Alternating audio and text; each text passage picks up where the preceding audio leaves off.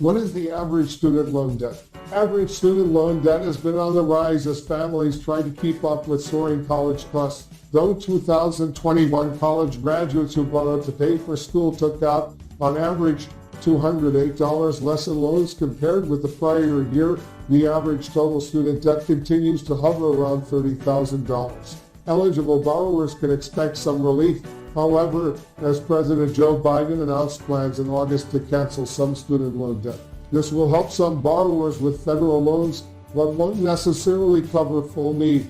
According to data reported to U.S. News by 1,047 colleges in an annual survey, graduates from the class of 2021 without student loans en route to a bachelor's degree borrowed $29,719 on average. That's nearly $6,000 more than borrowers from the class of 2009 at the shoulder, representing a roughly 25% increase in the amount students borrowed. The average debt of graduates varies based on institution type. Those who graduated in 2021 from a ranked private college borrowed more on average at $31,820 than public college graduates with about $26,320. See the average college tuition in 2022-2023. This debt often has a major impact on the quality of life for those who borrow to pay for college, experts say. The total individual debt number doesn't really get to the heart of what people are experiencing. We hear from borrowers every day who cannot afford their student loan payments, who cannot put food on the table. Meanwhile, a smaller percentage of students are borrowing money to pay for college. In 2009, about 68% of college graduates had taken on student loan debt, while in 2021, nearly 64% of graduates had borrowed. The average total student loan debt, which includes both federal and private loans, jumped more than $5,500 from 2009 to 2015, but recent years have seen a stabilization of the average amount borrowed. Borrowing is often tied to the cost of college tuition and fees, which has more than doubled over the last 20 years across ranked private and public national universities. That rise in tuition and fees continued for the 2022-2023 academic year, with private national universities increasing their rates on average by about 1.4% from the previous year. But tuition at public national universities decreased slightly by 1.2%. In comparison, tuition rose by 3% in 2021-2022 from the prior year. Realistically, particularly at tuition-driven schools, they have to raise tuition to keep up with their own costs. It makes the student debt crisis a greater endeavor, but I'm not surprised that we are seeing tuition rising. We have seen some schools freeze tuition or go with a standard 4-year tuition rate that will sort of stabilize, but by and large, we are seeing more increases. Student loans are already a significant burden for many Americans, especially given the recent rise in inflation.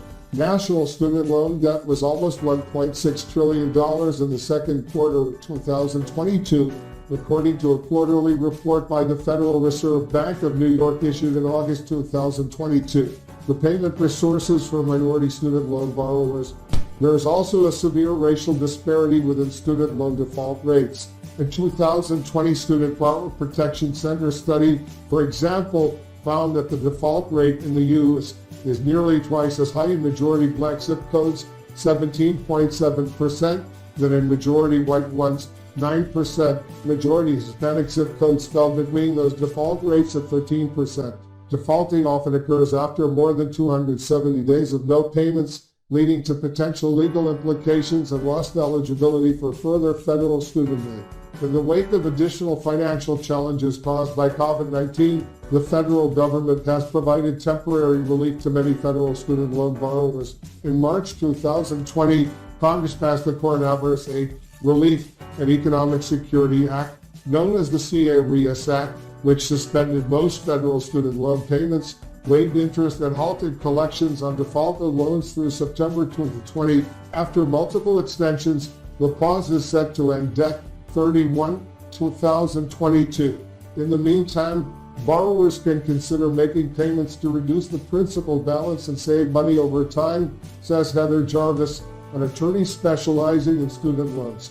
I think many borrowers have benefited from the ability to use their available cash for other necessities rather than for student loan payments. Perhaps an even greater impact has been the suspension of interest because student loan borrowers can sometimes be shocked to see how the passage of time increases the cost of borrowing. Biden's debt relief plan, those who earn less than $125,000 a year or are in households with a combined income of less than $250,000 are eligible for up to $10,000 in debt cancellation.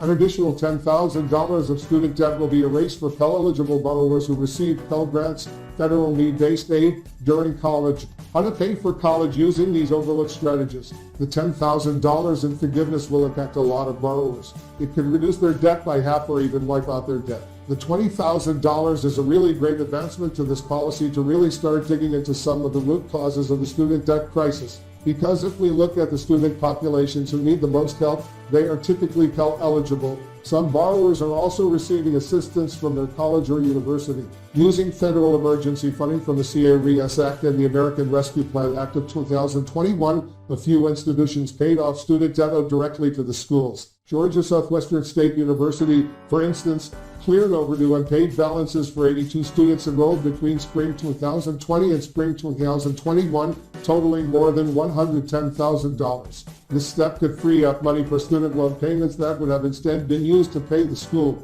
As prospective students start thinking about college, Lagarde says they shouldn't let fear of debt stop them from attending, especially if they are from a low-income home. A college education is the best way to lift yourself out of generational poverty.